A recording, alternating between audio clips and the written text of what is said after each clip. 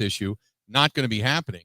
So just so many different things happening right now regarding the Green Bay Packers. Very, very interesting stuff. So we're glad you're on board. We are broadcasting live. We're at Kickapoo Creekside, and we're here in Reedstown, Wisconsin, and a good crowd on hand here tonight. And the food has been nothing short of fantastic. The clam chowder they made for us tonight, which is absolutely awesome. So thanks to the chef and all the people out here and all the work that they do. We certainly appreciate them being here and helping us and preparing for us to come out. But it's been absolutely positively fantastic. So going back to the Packers and coming up this weekend, the other aspect of all of this, when you look at some of the numbers, we were going through the numbers earlier today, which I always find stuff like that fascinating as it starts to accumulate throughout the season. Packers relatively similar in a lot of different aspects right now with their opponents. I mean, they're not blowing teams out. They're still scoring extremely well. They've got 4,206 total yards versus 3,512 total yards of their opponent. So a good disparity there. Packers 225 first downs, their opponent 209. But when you look at their third down efficiency, offensively speaking, they're 37.6. They have not been great on third down. They need to get better in that area. Defensively speaking, they're 35.7. You'd like to see it under 35, 33, 34, 32, somewhere in that area. I mean, obviously lower is better, but you'd like to see that come down just a little bit if you possibly could. But the Packers are running the ball right now. Their average net yards per game, the Green Bay Packers are averaging 51.6 yards per game. They're giving up 112.7 yards per game. They're averaging 4.8 yards per carry, while Jordan Love is throwing for just over 230.7 yards per game. So there's a lot of positives that the Packers have going into it. Two things they'd like to do better. One, they did this past week against the 49ers. One is be better in the red zone, and they were. The second thing is continue drives, moving the football, third down conversion, third down percentage. And to me, two words, Tucker Kraft. Tucker Kraft has only had 3 targets in the last 2 weeks. I think he needs to be more involved. Because he is a one-man wrecking crew when he does get the ball in his hands, and he's able to take guys with him downfield, and he moves the sticks. You're not picking up big chunk yardage, but Tucker Kraft is a machine when it comes to being able to move the sticks.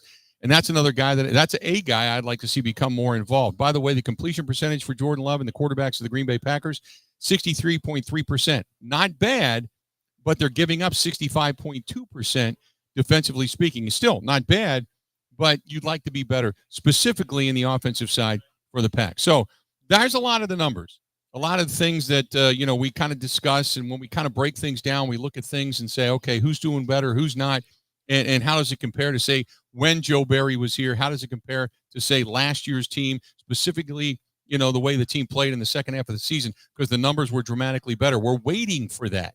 You're waiting for that complementary football. You're waiting for that complete game. You're waiting for that to kind of start to take effect. Remember, it was this time last year, the Packers in front of, I don't know, was it like 45 million people went into Detroit, and I know the score looked close, but it wasn't a close game. They went up and just really put it on Detroit early on in that ball game and walked away with a really solid win. I remember starting out the postgame show on Thanksgiving saying, where in the heck has this team been all season long? Because this is not the team that we had been witnessing up until that point. And this was the time last year when everything started to click. So this is where this game becomes, I don't want to say a must win, but I think it's a must win. You can't fall further behind Detroit if you have any aspirations to win the division. You don't want to lose seeding into the postseason if you lose this game, and say both, because you got Arizona going into Minneapolis at the U.S. Bank Stadium, and Detroit's got Chicago, and you would assume Detroit's going to get themselves a win. So you don't want to lose seeding right there. So this has got a must-win written all over it in a lot of different dimensions. So I'm excited for this game coming up tomorrow night. Don't forget the Green and Gold postgame show going to be live at Burkle's, one block over, right after the ball game, after the Packers and the Dolphins wrap things up. We're going to go live, and we hope to see you there as a face in the crowd. If indeed you make it up on that Thanksgiving holiday, you eat your turkey early and you come on up and you join us and hang out after the ball game. Should be a really, really, really fun night in Green Bay. We're hoping so anyway. And here's the other note. I mentioned it right out of the beginning of the show. It's a offer. And Tua has never won in a game in which it was 40 degrees or less. So you're looking to keep that streak alive, because as much as they've talked about it And you can talk about it, and you can say it's not going to affect us. It's something that we're not going to worry about. We can't control. We can't think about.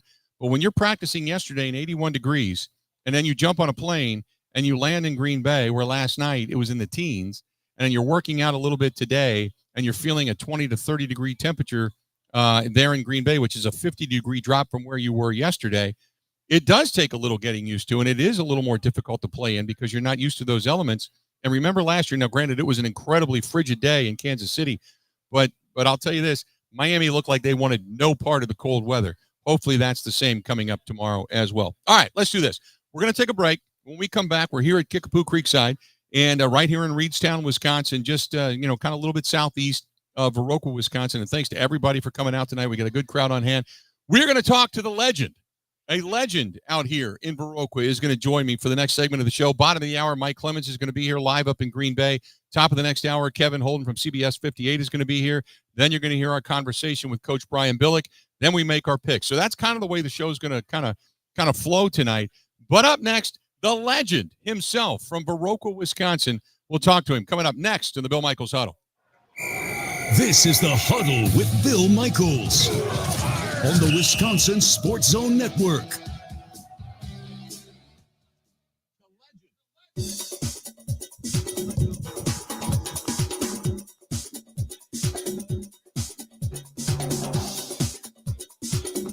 Bill Michaels will resume in 3 minutes.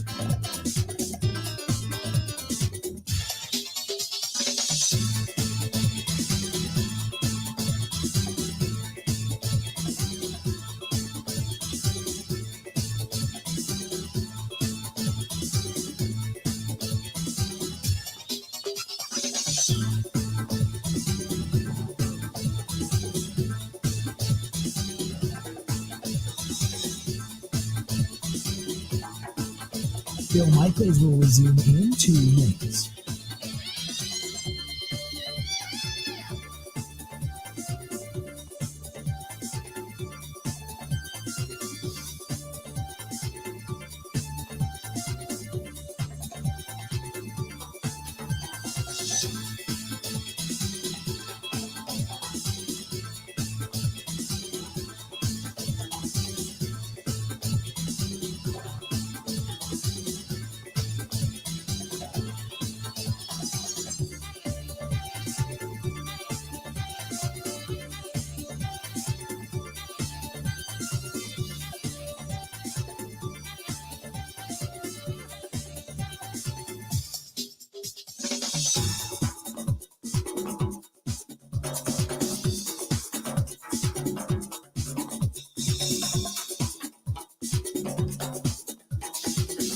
Bill Michaels will resume in 1 minute.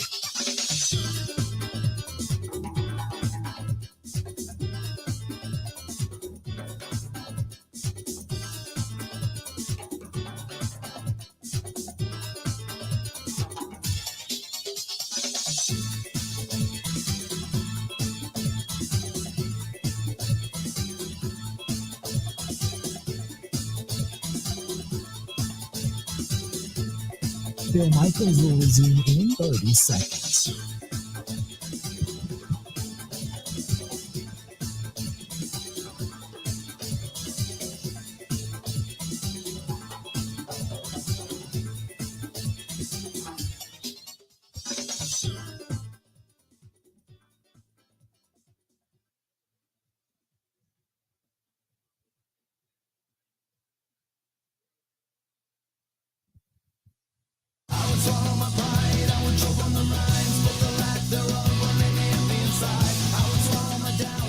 Welcome back. Glad to have you. We are on board here at Kickapoo Creekside in Reedstown, Wisconsin. This portion of the program, the Bill Michaels Huddle, brought to you by our friends at Marquardt RV. 7 locations all throughout the great state of Wisconsin, a couple of them over in Minnesota as well. And whether you're looking for a high-end motorhome like a Tiffin or a Thor, or maybe you want to get yourself something like a Winnebago, a Cruiser, a Jayco, a tow behind in some kind of sense, whether it's just a trailer or a fifth wheel, whatever it happens to be, Braxton Creek, Alliance, Glacier, Cruiser RV, they have got something for everybody and buying power because of the dealerships that they have, whether the 2024s are still on the lot or the 2025s that are coming in, or a lot of the used vehicles, the gently used pre-owned RVs and trailers that they have that are on the lot as well. Now's the time to make a deal. But if you got somebody on your Christmas list and you want to stop into any one of their showrooms, they have something for everybody when it comes to the RVer in your life. Everything from lights to camping gear, things to do around the fireplace, whatever it happens to be, or the fire pit, I should say, whatever it happens to be. Marquardt RV has something for everybody, and they do a lot of great charitable work. We're looking forward to working with them coming up in 2025. That is Marquardt, MARKQUART, MarquardtRV.com. Go to MarquardtRV.com. We now bring in the legend that is here in Viroqua, Wisconsin, WVRQ. I don't know what all he's done in his past life, but he looks like he's done a lot. Our buddy, our buddy Ernie Betts. How you doing, man? Good. How are you? It's an honor to be on with you. Thanks for having me, it's, man. you know what? We've been together now, 14 years, something like that? Yeah. And we've been coming here for 13 years. And I asked to be on this show. Yeah. Which shows you what a self-aggrandizing ass I really am. There you go. I don't think there's anybody here that would disagree with you. Absolutely not. They knew for years.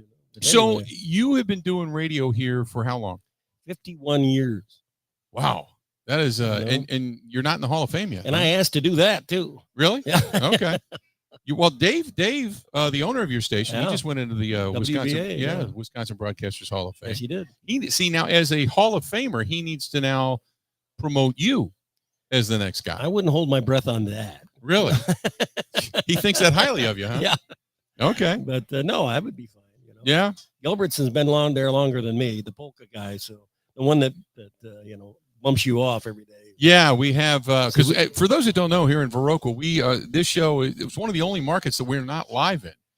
And dare we touch the polka show, there could be a riot. It may be hunting season for me. So Gary told me once, you take the polka show, it'd be a riot. That would not be a good thing. So you have done radio here for 51 years. You coached baseball. I know that. Well, basketball. Did you coach any football? I was there. The coach said, stay 12 yards behind me just in case I need anything. Okay. But you've done everything here. Has this been like the only place you've been? Viroqua, Wisconsin? I coached in Lafarge. Lafarge? Okay. Before that. Man. My first 35 years were in Lafarge. That's where I was brought up. Yeah. Okay. Yeah. I got a question for you. Yeah. What's the question? Who is as a player, for a Packer player? Yeah. Your most pleasant surprise this year? Wow. There's probably now as a new face or as a rookie?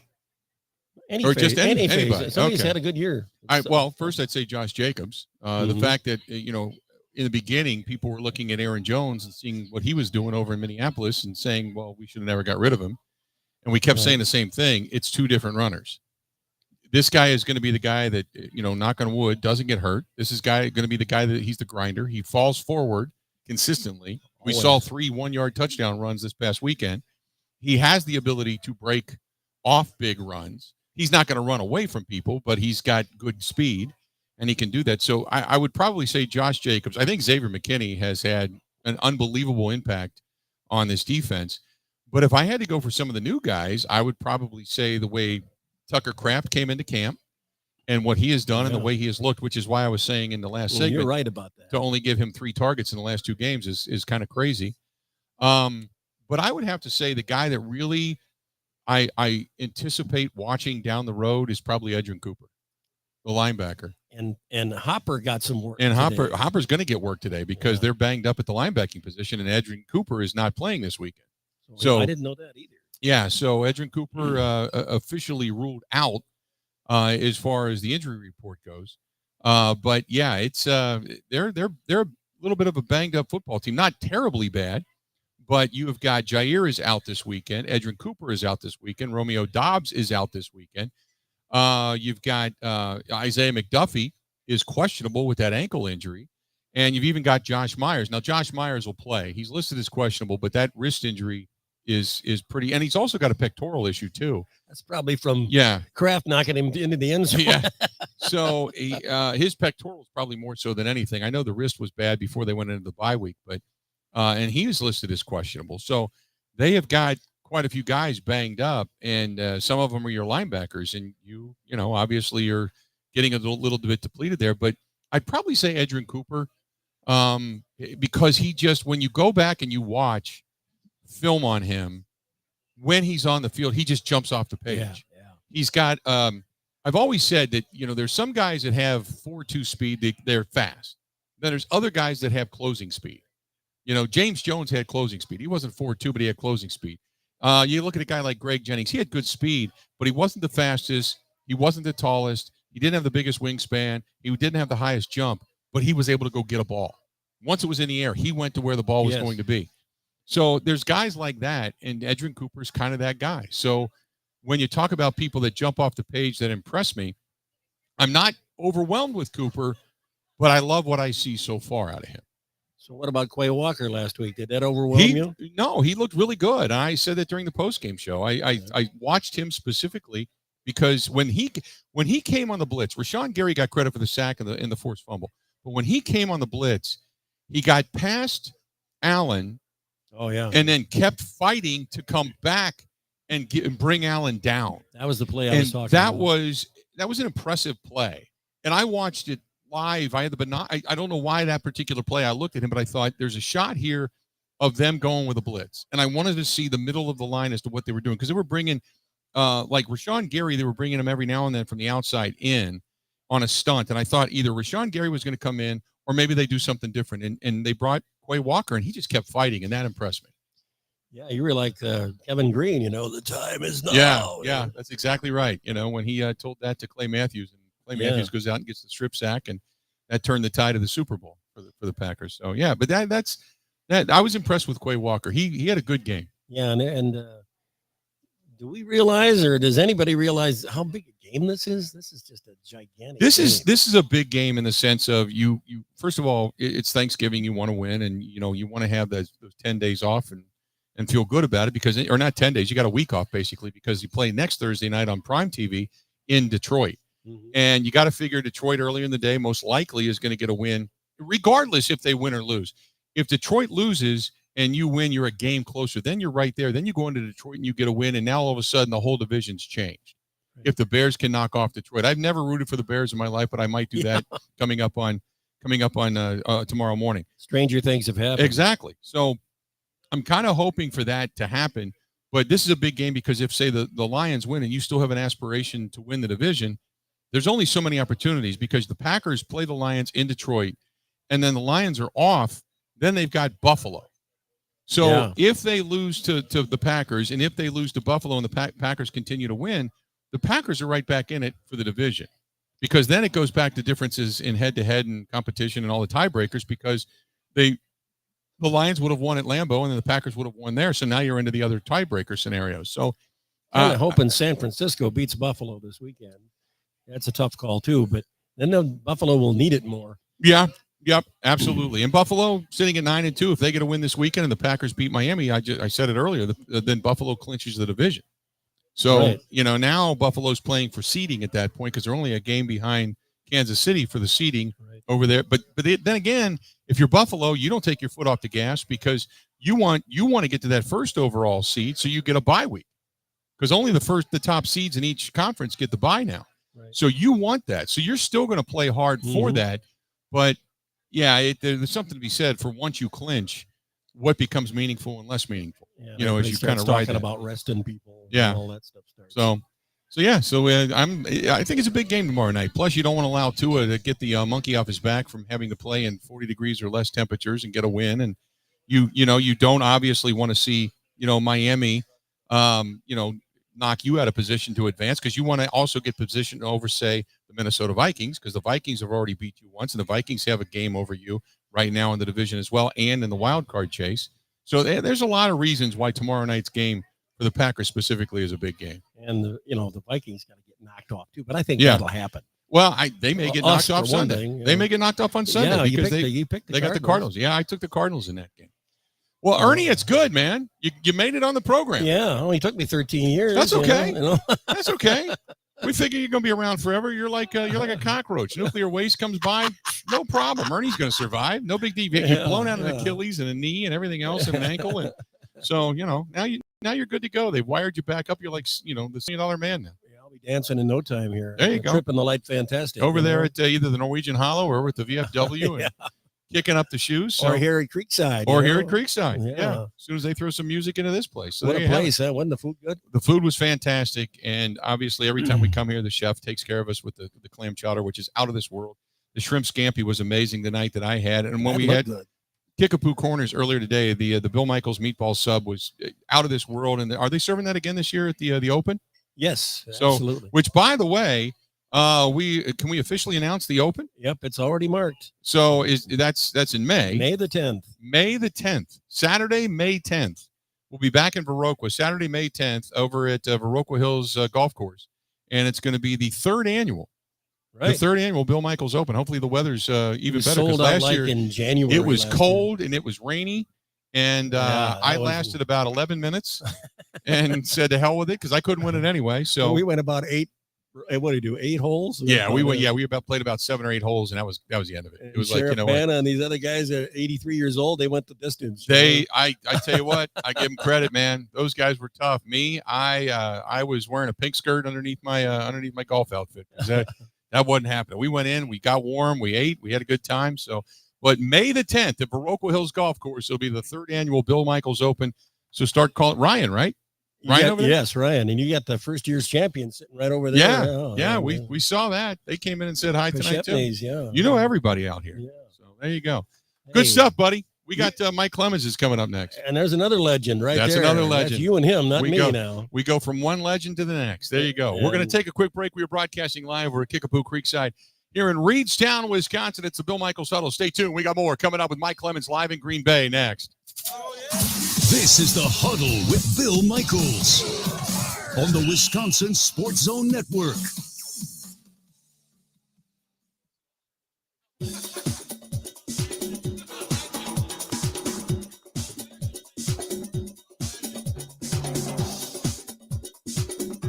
Bill Michaels will resume in 5 minutes.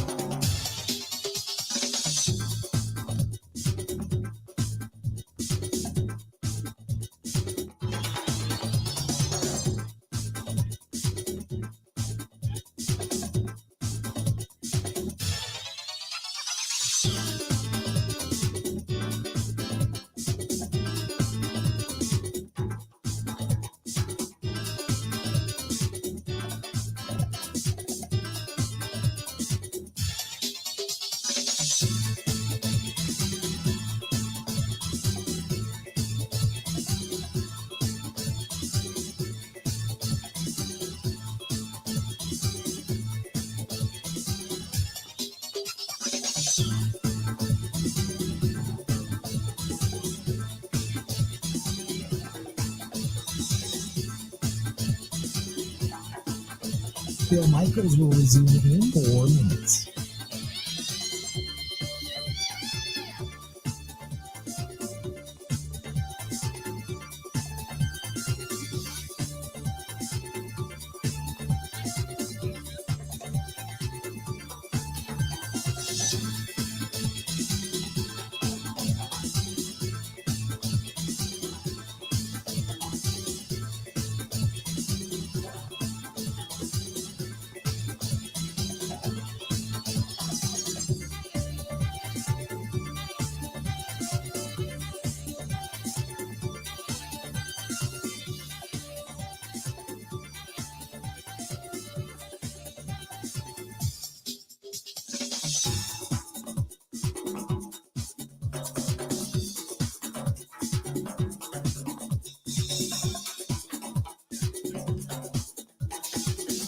Bill Michaels will resume in 3 minutes.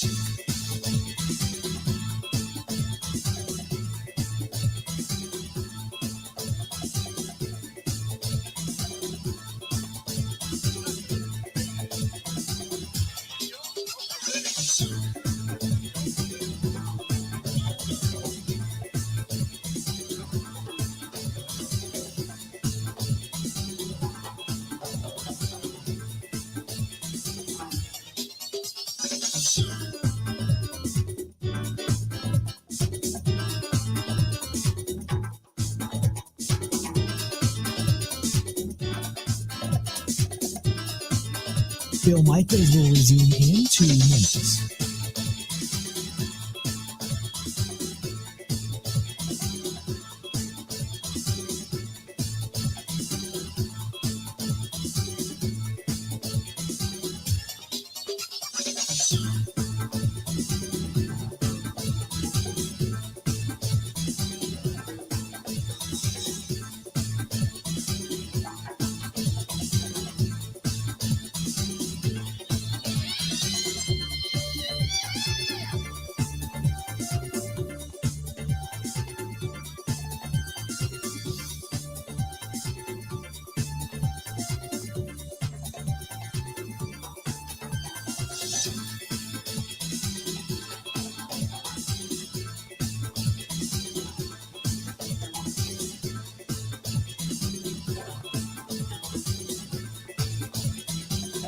Bill Michaels will resume in 1 minute.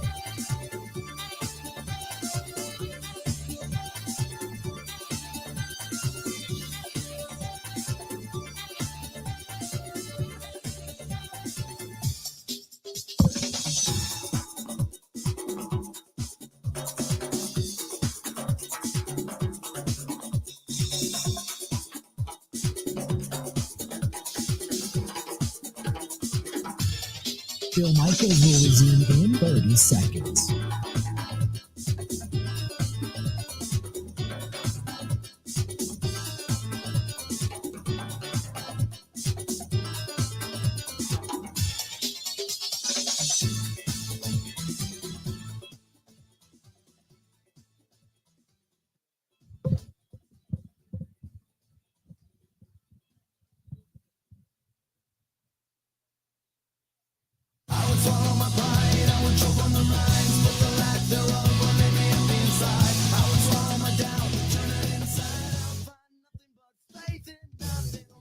Welcome back. Glad to have you. Thanks for taking a listen to us. We just had Dwayne and the gang from the owners here at Kickapoo Creekside, and they're vacationing in Florida. They're in Florida right now, but they said, "Hey, it's great." And I said, "You know what? We got cameras on the crowd, so all our friends are out here tonight. Good crowd here this evening." And a lot of people showed up for the show tonight. A lot of people showed up for the terrific food. You show up here all the time for the terrific food. And we can't say thanks enough to our friends out here in Viroqua. I had posted it on my Facebook page. I'll post it on the public one in the Instagram account. But I can't leave Viroqua without saying thanks to everybody over at American as well, where we stay. We stayed down there, and they always have a great sign-up, and we appreciate it. And they always take care of us every time we come to town. It's just we love it here. Always have, always will. Always a great spot in our heart for Viroqua, which is the reason. Anytime there's a reason to come back out here and hang out, we need to do so. The one thing I could not find here was a craft store for Christmas stuff. Couldn't find it. So might have to have a reason to come back before the Christmas holiday gets here. That being said, this portion of the program brought to you by our friends at the Bay Motel in Green Bay. Bay Motel, quiet, cozy, comfortable, right there, a mile from Lambeau Field. The Bay Motel Green Bay, baymotelgreenbay.com is the website. But they have packages available for the upcoming NFL draft and the Bay Family Restaurant. Home-style cooking 7 days a week. Call them all, 920-494-3441, 920-494-3441. Let's bring in another legend, the man himself, our own Mike Clemens, joining us live up in Green Bay. Michael, how you doing, pal? Hi, Bill. Can you hear me? We got you.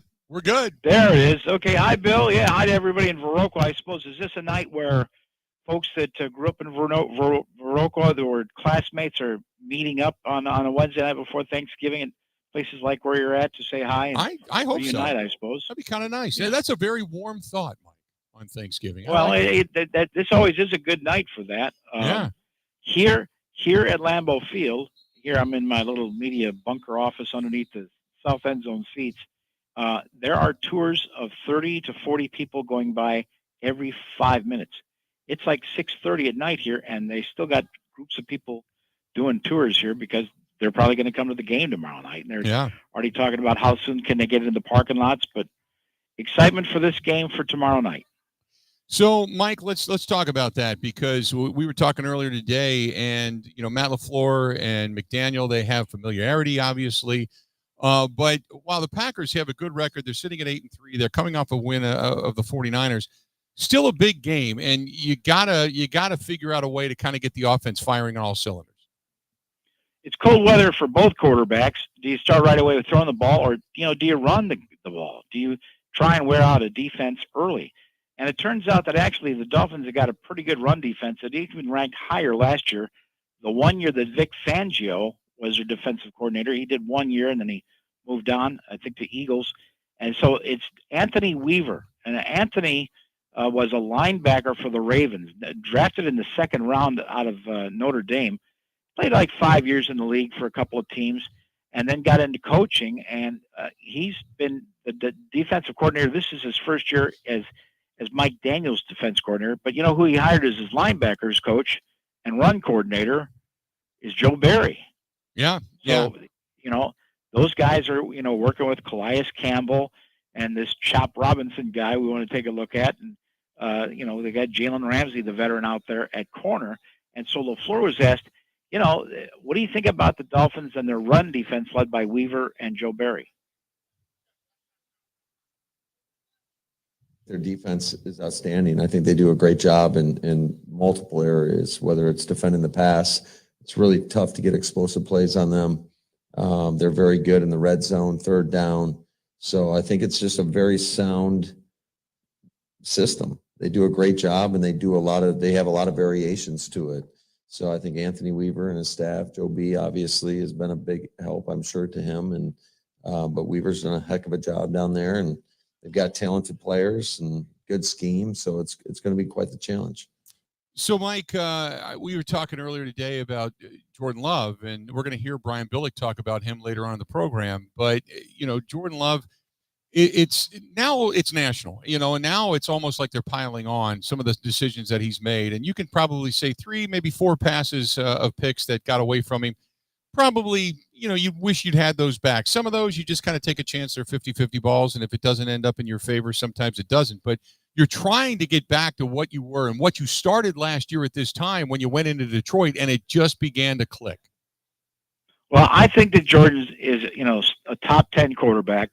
I know there's 20 teams that would replace whoever they've got going under center with Jordan Love because the athleticism is there, the big arm is there.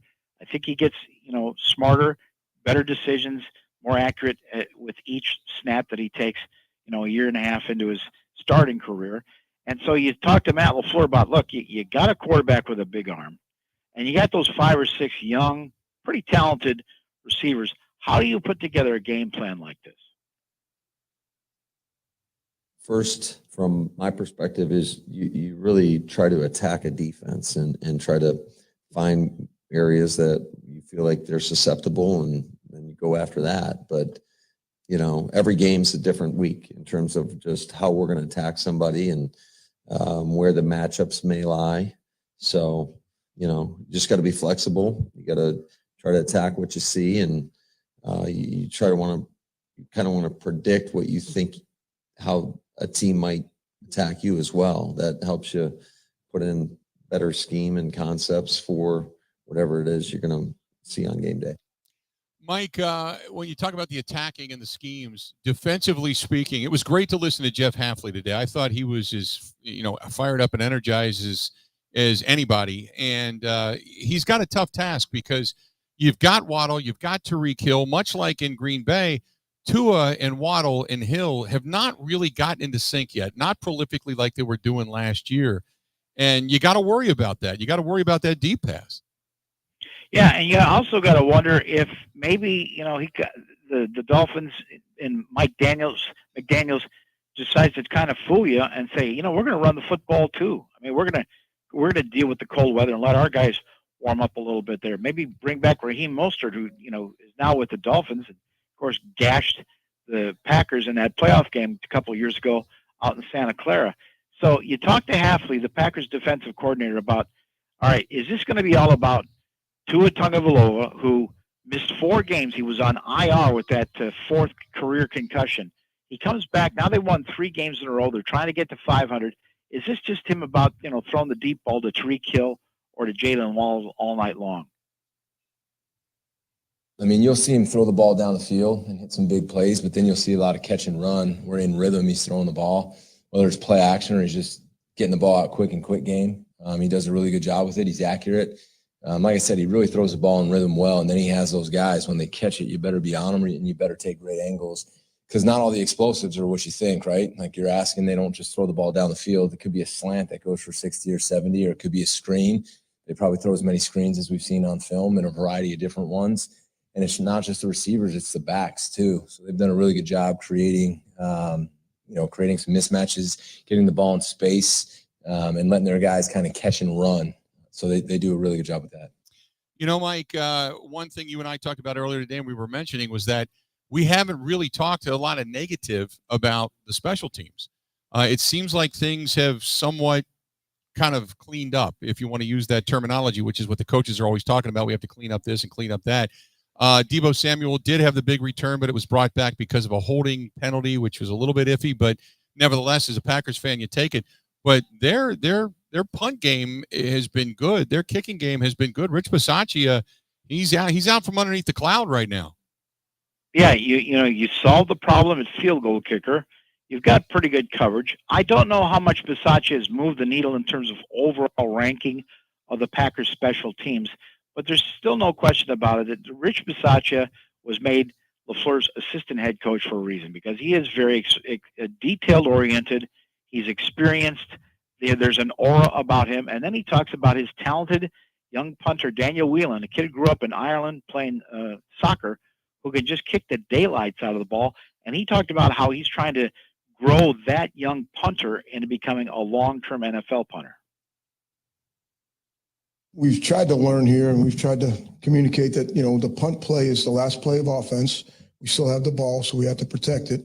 And then it becomes the first play of defense. It's a transitional play. And I think he's started to understand where he is on the field and what he wants to hit according to the direction and the wind and those sort of things. So the thing I think we've been most pleased with him is that he's gone out there with a conviction of what he wants to do, and he's stayed to task, and he's played pretty well to this point. And we've done a good job protecting him. I think the guys up front have done a good job, and we've seen a variety of different rushes from some really good teams. So this week will be no different. I certainly anticipate him playing well, and I know he's expected himself to do a lot of good things like he's been doing. Let's do this. We got Mike Clemens on hold. We're going to go to a quick break. We'll come back. We got more with Mike. Just an FYI, when it comes to the special teams, I know it doesn't seem like a lot, but the Packers for a long time this season have been mired as dead last via Pro Football Focus. They have climbed up to 30th. And I know that doesn't seem like a lot, but it's an improvement. They've actually risen their level of play. So, hey, you continue to ascend over the next 7 games, you end up a lot better off than you were last year. Let's do this. We're going to step out. We'll take a quick break. We'll come back. We got a lot more to get to. Mike Clemens joining us on the hotline. This portion of the program brought to you by our good friends at Neiman Farm Services. God love the farmers, man. Need them, especially this time of year when you start thinking about putting all the bounty on your table for Thanksgiving. Thanks to our friends at Neiman Farm Services, whether it's planting, tilling, it can come to drainage for your fields and for your inventory, or just maybe honing your services a little bit better when it comes to your crop rotations and such, and making it all more profitable for you. Call them, 715-650-7988. Neiman Farm Services, 715-650-7988. Again, 715-650-7988. More with Mike Clemens. We are live at Kickapoo Creekside here in Reedstown, Wisconsin. We'll be back right after this. This is The Huddle with Bill Michaels on the Wisconsin Sports Zone Network.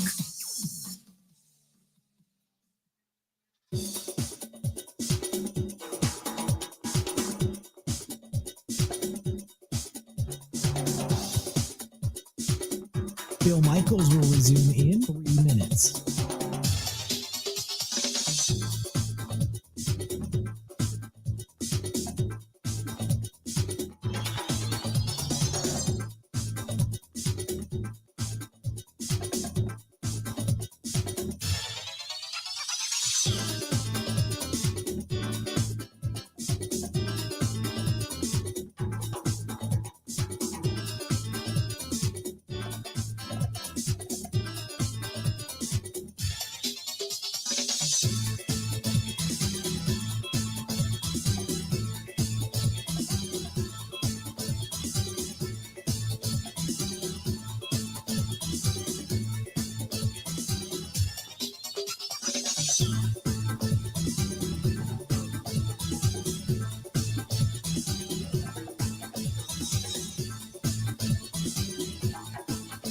Bill Michaels will resume in 2 minutes.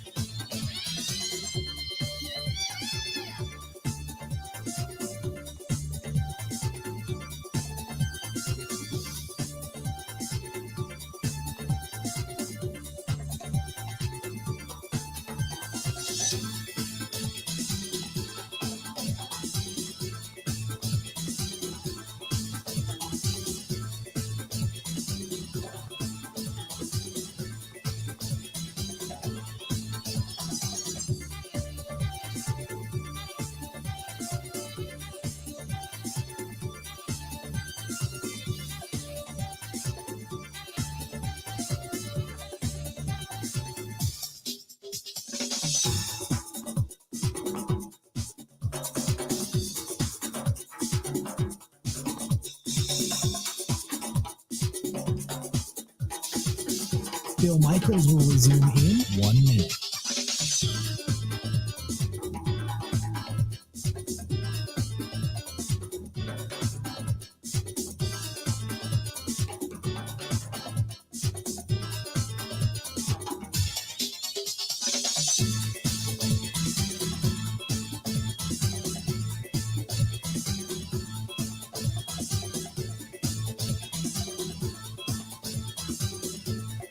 Bill Michaels will resume in 30 seconds.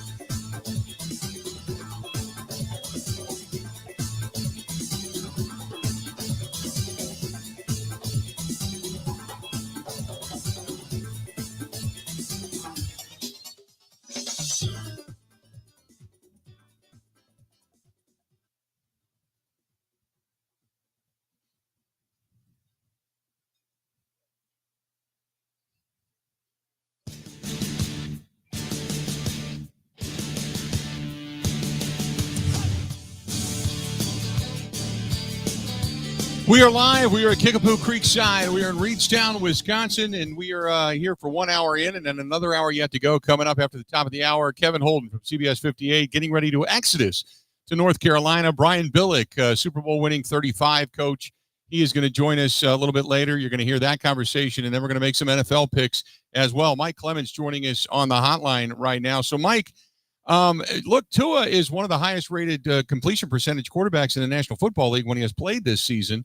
And now he's coming into weather that he doesn't like. But the thing, right after their game on Sunday, the first thing it was asked was about the inclement weather and the cold weather in Green Bay. And he says it's time to rewrite the narrative. So it seems like he's coming in here on a mission for tomorrow. Right. And Mike McDaniel's also got him, throwing high percentage throws. Javon Bullard is the kid who they picked in the second round for Green Bay, moved him into the slot, into the nickel back. He grew up in Georgia. Then he played at Georgia University. And so he was asked, 25 degrees tomorrow night, flurries, winds gusting up to 21 miles an hour. It's going to be cold. What's the coldest game that you've been in? It's something to get accustomed to, but like I said, it's football. At the end of the day, man, we got to do our job. We got to do it to the best of our ability. So, What's the coolest game you've ever played? Probably Kentucky versus Kentucky. I think it was like 16. It was cold as shit out there. I ain't gonna lie, man. It was cold as hell. But yeah, that's probably the coldest I've played. I didn't know about that cold in Kentucky. Yeah, me neither. Me neither. Yeah. What stands out about their offense? Something like that you can't really coach. You know what I mean? Speed is a true asset to some of the best football players that have played this game. So, like I said, it's speed, but it's also scheme, man. They got a great offensive coordinator, got a great coach. Coaches around that building, man. They play together and they play for one another. The quarterback is very decisive where he wants to go with the ball. So timing is a big thing. So that's something that we got to dial in on. Mike, he talks about it. Cold is something that you can't prepare for really unless you just are there, and speed is something you can't coach, and you just got to be able to be prepared for it. But, for him, he said 18 degrees, it could be down by 18 degrees by the end of this game tomorrow night. It might be one of the coldest games he ever played in. Yeah. And on top of that, it's Tyreek Hill lining up, just there to burn through the grass at Lambeau Field. Jair is not going to play in this game. He's still got the tear in his PCL. Edgerrin Cooper, inside linebacker, hamstring. He's out of this game. And Isaiah McDuffie, he's questionable because he's got an ankle injury as well. Josh Myers, the center, He's got a pectoral injury, so he's questionable. It looks like he'll play, though. He would have been full participation today. And wide receiver Romeo Dobbs is out. For the Dolphins, one of their starting corners will be out. He's with a concussion, Kendall Fuller. And so, maybe my guy Storm Duck will get some some reps tomorrow night with Jalen Ramsey on the corners covering, Christian Watson and Dontavian Wicks, and that group tomorrow night for Jordan Love. But and also their left tackle is Taron Armstead. He's got a knee problem, and he's going to be questionable heading into the kickoff tomorrow night. So tomorrow night, Mike, we know that it's not a must-win in the sense of, just making it to the postseason. But if you're going to keep pace with Detroit, if you're going to try to, catch and overtake the seeding for a team like, say, Minnesota, it's an important game tomorrow night. Plus, you want to head of steam going into the following Thursday when you do take on Detroit, Yeah, and also it's because, like we talked about earlier today, who are the best quarterbacks that this Packers defense has faced so far? They're ones that they've lost to. In terms of Jared Goff and the Lions, and Sam Darnold, gosh darn it, and the Minnesota Vikings. And so this is a test to see if they can, because these Dolphins, man, with Tua back, they'll be up 20-3. Yeah. And that'll hold out enough, to win games. And that's what they've done the last 3 weeks. Packers can't afford that to happen. Mike, great stuff. I'll see you up at Lambeau Field tomorrow night, okay? All right. Happy Thanksgiving to everybody in Viroqua. Absolutely, pal. Appreciate it. There you go. That is the legendary Mike Clemens joining us for a couple of minutes and kind of giving us his side of the breakdown. Coming up in the next hour, Kevin Holden, who is about ready to take the swan song and head off to greener pastures, which are bluer pastures. If you want to go to Tobacco Road down in North Carolina, Tar Heel Blue, he's heading off to be the sports director for a television station down there, but we wanted to pick his brain and say hello to him before he did get out of town. Coming up, you're also going to hear the conversation. Super Bowl 35 winning head coach with the Baltimore Ravens, Brian Billick. And then we're going to get into some NFL picks coming up near the bottom of the next hour. Don't go anywhere. We're an hour down. We got an hour yet to go. We are broadcasting live at Kickapoo Creekside here in Reedstown, Wisconsin. More of the Green and Gold, more of the Bill Michaels Huddle coming up right after this.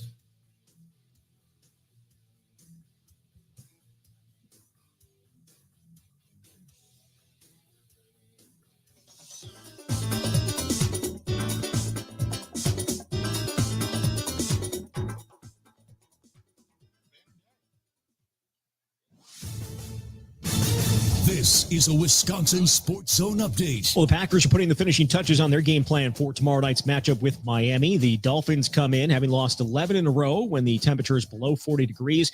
The forecast calling for temps in the low 30s and dropping tomorrow night and going to feel even colder with the wind chill. Green Bay comes in the game 8-3. Be the number 6 seed in the playoffs if they started today. Miami 5-7 need to win to keep their playoff hopes alive. Kick is set for 7:20. Turning to Wisconsin, they're also working on a short week as they get ready for Friday's regular season finale against Minnesota. Badgers won 17 of the last 20 meetings against the Gophers. They come in having lost 4 straight games, and the defense not very good against Nebraska. Gave up 44 points. Many have pointed to the scheme the team is running as the problem, but Coach Luke Fickell says it's not all about that. I'm not saying it's not, and there's things that aren't important, but it's about recognition. It's about the intent. It's about the ability to react to some of those things. And if you really kind of said it, that's where we probably didn't do as good a job last week. Give them credit. They did some max pros. They did some things, they chip and then release that, slowed us down in some of those ways. But we got to continue to find more ways to be dynamic, whether it's stopping the run or even in the pass rush. Kick on Friday is set for 11. Rural Mutual Insurance, keeping Wisconsin strong. If you're interested in a rewarding career with a strong Wisconsin company, Rural Mutual Insurance is looking to add to their growing team of successful employees and agents. Apply online today at ruralmutual.com/careers. Rural Mutual Insurance, keeping Wisconsin strong. Well, the Bucs have won 5 straight after winning in Miami last night without Giannis Antetokounmpo. It's got them to 99 on the year. They'll host the Wizards on Saturday. Wisconsin also in action on Saturday against Chicago State. With this Wisconsin Sports Zone Network update, I'm Zach Heil. Are you ready for some football? He talks green and gold. This is the Huddle with Bill Michaels. Welcome back. We are glad to have you. And we certainly appreciate you, kind of being here. We are broadcasting live. We are in Reedstown, Wisconsin. We're just southeast of, basically, of Viroqua. Not about 8 miles away, but we are down here in Reedstown, and we are at Kickapoo Creekside. Earlier today, we were at Kickapoo Corners, and the food there was fantastic. And to everybody that came by, had breakfast with us and said hello, and everybody that came by for lunch and in the afternoon, thanks so much for swinging by. And then for everybody that came in here tonight, we genuinely really appreciate you being here. I know Dwayne and the staff and everybody do. They appreciate you being here tonight, the night before Thanksgiving as well, and being able to kind of come here and spend it with us. Thank you so much. So we certainly appreciate it. We've been thankful for, I don't know how many years that, I don't know if he was here before me or got here after me, but Kevin Holden, a long time with CBS 58 in Milwaukee, is getting ready to head off to greener pastures. And he now joins us here at the top of the hour. Kevin, how you doing, man? Bill, I'm all good. I've got to apologize right off the bat because I've got the raspy voice because I'll be headed to North Carolina in about 10 days. And I went to the doctor and, got all my shots and got everything updated. They overloaded me. So I sound sick, but I feel fine. Sorry. Okay. Well, as long as you're feeling fill everybody in. Where are you off to now that you're leaving Milwaukee in the state of Wisconsin? I'll be headed to Raleigh, North Carolina. I'll be the sports director for the CBS station down in Raleigh, covering a lot of Duke and North Carolina, NC State, Carolina Hurricanes hockey.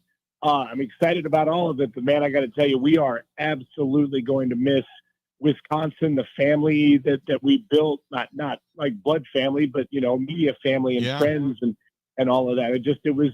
It's been such a great experience. People in the world do not understand what a hidden gem Milwaukee and the state of Wisconsin are, and we learned it firsthand. So we're eternally grateful. We'll be back plenty to visit, but we will miss it a lot. So how many years were you at CBS? 15, if you can believe that. Yeah, I wasn't sure if you were here before me or after me. I've been here 25 now, so obviously after me. But it's been great. It's been a fun ride. So let me ask you this first and foremost. What are they going to do for the Spanish version of Brewers baseball? That's a really good question. I think they've posted the job as a freelance position. Now, we do have Jaime Cano, who did the color commentary for the last 7 or 8 years. So I am certainly rooting for Jaime to get that job. He's got tremendous knowledge of the game. But I don't know exactly where they'll go with it, but I'm sure they'll continue the tradition. It's too fun not to do. It's just one of the coolest things that I was ever a part of. And I know it'll be a lot of fun, and especially when they win on Sundays. It's nice to say good things in a foreign language. So Christy was here for 15 years as well. Was she with Miller Brewing for 15 years or longer than that? Yeah, she started at Miller, I don't know, 3 weeks after I started at 58. She didn't come up here with that job. It was funny as she came up here just looking for something on the side, and this was an opportunity for her basically to serve beer as a beer server on the tour. And then they figured out, hey, she's got a lot of chops with retail, with management, that kind of thing. So she worked her way up in the company. But if you had been here, in the beginning, if you had gone on a tour, she would have been the one handing you a highlights at the end of the tour, if you can believe it. And she told me, I just saw her the other day, she told me she's just going to kind of just retire. She's maybe do something part-time, but she's just going to kind of retire and follow you around now, right? Oh boy, that was a full-time job is what it is, No, I imagine that she'll get down there and it's not that she'll be bored, but she's happiest when she's got something to do. So I have a feeling she'll get there and maybe join a microbrewery and go back to serving beer again. Just something to have some fun. So, but she's close to family, which is good. So I do want to ask you, because obviously we have knowledge, you have knowledge of the Packers, the Brewers, the Bucks, and all that kind of stuff. So I want to start out with the Packers, because it's going to be a little bit weird for you not to be covering full-time football like you do here in the state of Wisconsin, which is such a bred passion here. But as you leave the state and you then look over your shoulder and you watch this Packers team, give me your thoughts as to where they are at this point in the season, in your opinion. Well, I don't like to think that I have some sort of tie to how they play, but since my last day at CBS 58, they didn't lose for a month. And then, they caught a little bump in the road, and then they came right back and dominated against San Francisco last Sunday night. I mean, they've been phenomenal this last couple of months. So it's been sad that I haven't been able to cover it, but I've enjoyed watching it from afar. They are, in my opinion, rounding out really nicely as a team. And I think Jordan Love, the more time passes from that injury in week one, the healthier he'll be, the more capable he'll be to lead the offense to be able to do more things. I think they'll add some dimensions as it goes along. And defensively, I think they, and when they're in the right mode, defensively, they're a really strong team. So I think a deep playoff run is in order. And yeah, we'll watch it from afar. You know, tomorrow I'm actually going to the Packers game as a fan for the first time in my life. Oh, wow. I wait for that. That's going to be fantastic. But I don't know if I'll be able to scream much. Right. Well, it doesn't sound like it. The Packers, as they sit now in the hierarchy of the NFC, how would you place them? Watching that game against the Lions made me think that the Lions are probably still the class of the NFC at this point. The Packers have a claim for perhaps the second in the conference. At the very least, I think they'd be a top 4 team in the conference and somebody that would end up in a conference semifinal situation. I don't see any reason that couldn't happen for this team. They've got too many strong people at too many strong spots. Josh Jacobs has been fantastic. And even though still I don't know if a true wide receiver one has emerged, the way that Matt LaFleur runs this offense is giving several different receivers a chance to make an impact. So I just think all of that in unison is going to make them extremely hard to beat, especially as the weather gets colder. They are built to be a very good team late in the year and in the playoffs in cold weather. We were there in 2010, 2011 when they won a championship. That team had a very dominant turnover-oriented defense, which is a little bit similar to what they have this year. They just don't have the defensive player of the year like they had in Charles Woodson back then, and they don't have the pass rush from the outside like they do in Clay Matthews. Defensively, do they have enough, do you think, to get hot and make a run? I think there's enough talent in the secondary. I mean, Xavier McKinney has clearly been a huge addition to this team, even if he doesn't keep it up statistically. I just think McKinney has been just a guy who's a difference maker on defense, a guy who, even though he's young, functions as a leader, pays attention, gets the rest of the guys in his group ready to play on Sunday. So yeah, I think it's there. If they could find a way to materialize a Cullen Jenkins out of nowhere and put that pressure on the QB that way, like they did back in 2010, then that might be a Super Bowl contending defense. But I don't know if they'll quite be at that level, but I think they'll be a huge help in January.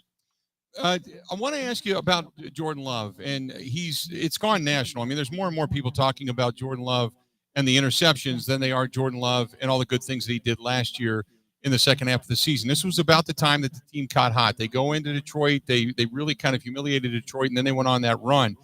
Give me your thoughts on Jordan Love. Are we looking at a little bit of a quote, sophomore slump like him and C.J. Stroud, or is it just a matter of correcting a couple of the bad throws and then he's right there with everybody else?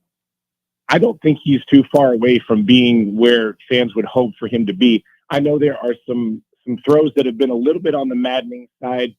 He's drawn the bad comparisons to Favre, because you can get good comparisons to Brett Favre, but you can get bad ones as well from the bad throws that he used to make. I think, honest to goodness, I think being healthy and just having more reps with the current receiver group as the year goes along will improve him. I think fundamentally it's all there. He certainly learned under one of the least error-prone quarterbacks in the history of the league, in Aaron Rodgers. And I think all of that knowledge is there.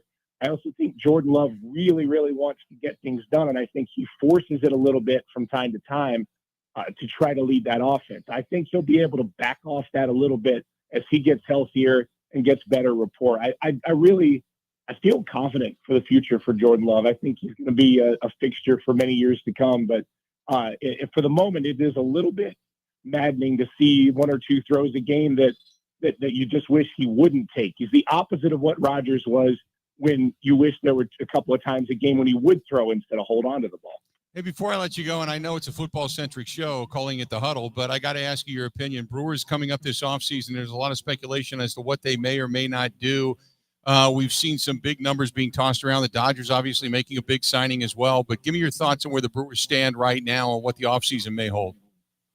One more bat, a third baseman, a shortstop, someone in that group is going to help in a huge way. Someone else to help in the middle of the order. And if it means that Joey Ortiz ends up at shortstop next year, I still think that'll be fine. They're in a position where they can make a run. All year, this past year, I kept thinking there's no way that the patchwork pitching staff with all the injuries was going to be able to get it done all year.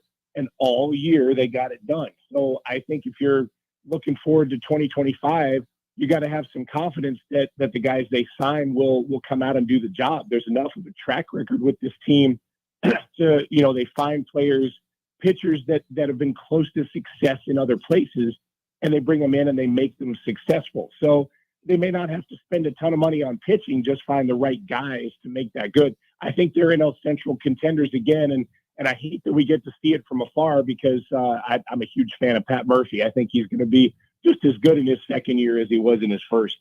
Kevin, it's always been a pleasure. I hope to see you before you get out of town. Maybe I'll see you up at Lambeau Field tomorrow, but if not, you take care. Let us know when you come back. I'm certain we're going to be in touch with one another. But give Christy a big hug for us, and we appreciate all the 15 years that you gave to Wisconsin, man. Thanks so much.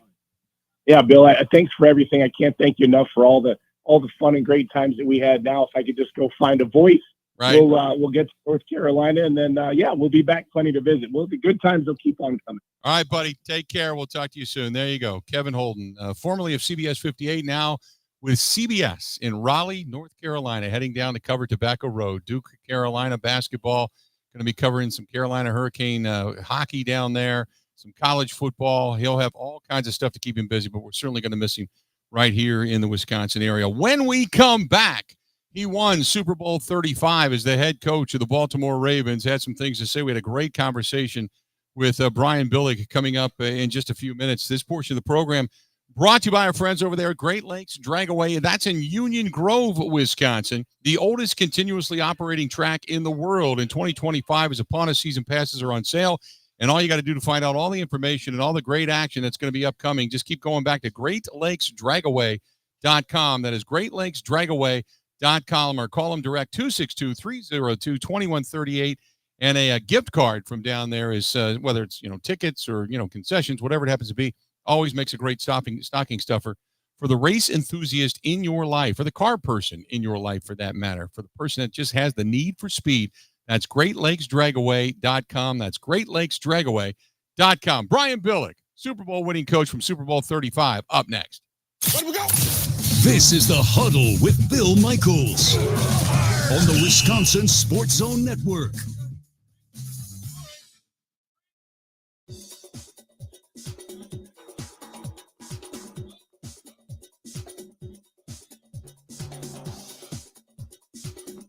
Bill Michaels will resume in 3 minutes.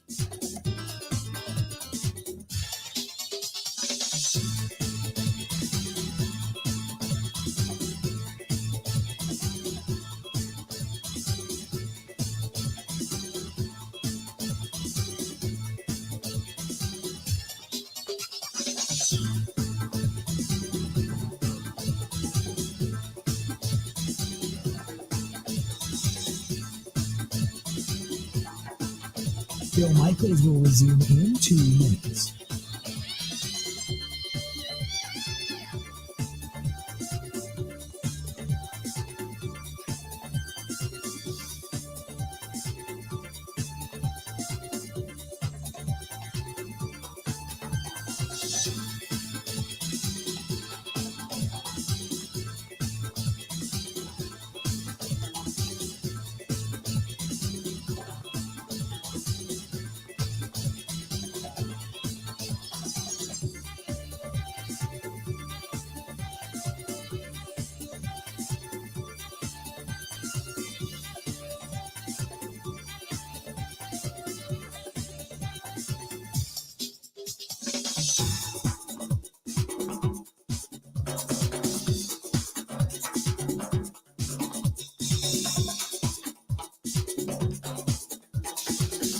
Bill Michaels will resume in 1 minute.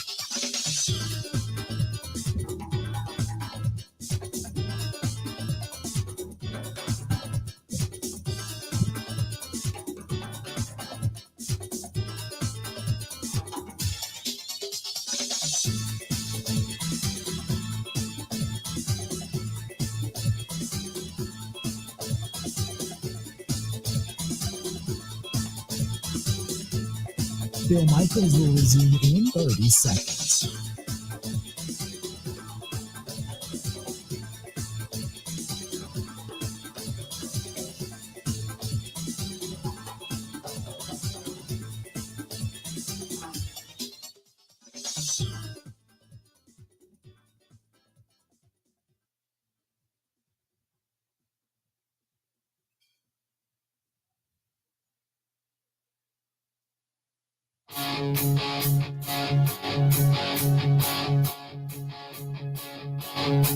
Hearts of fire, streets of stone. Our friends at Pella Windows and Doors of Wisconsin, they want to remind you, well, I don't think they really need to remind you, but the cold weather is about upon us. This weekend it's going to get rather cold, and you're going to start feeling the wind, and you're going to start feeling some of the cold coming through the windows, and whether it's the economical factor or maybe curb appeal, value to your home, whatever it may be, our friends at Pella Windows and Doors want to remind you that they got a lot of great deals and a lot of great lines that can fit your need, fit your style, fit your budget. And that's the biggest thing. And the best part about it is when you lay your head on your pillow at night and you close your eyes and you're off in dreamland, you know nobody's getting into your home, and they are safe and they are secure. And that's a big thing as well. It gives you peace of mind each and every day. Like me, when I travel, it gives you peace of mind that, you know, hey, unless somebody drives a truck into your house or you left the door open, nobody's getting into your home. That's our friends over there at Pella Windows and Doors, whether it's their windows, their doors, their entryways, the innovation that they have, say things like slider windows, roll screens, all that kind of stuff, hidden screens. Pella Windows and Doors has it all. Go to PellaWI.com. That is PellaWI.com for all the information. Or you can stop into their showrooms. They have a brand new one up in Wausau. They have one in Green Bay as well. You've got one in Brookfield, Wisconsin, just west of Milwaukee. And then there's one on the Beltline out in Madison. So there's no reason any part of the state of Wisconsin, you should be close, at least close enough to a Pella showroom. So go to PellaWI.com or call them direct, 855-PELLA-WI. That is 855-PELLA-WI. Great conversation. He won Super Bowl 35 as the head coach of the Baltimore Ravens.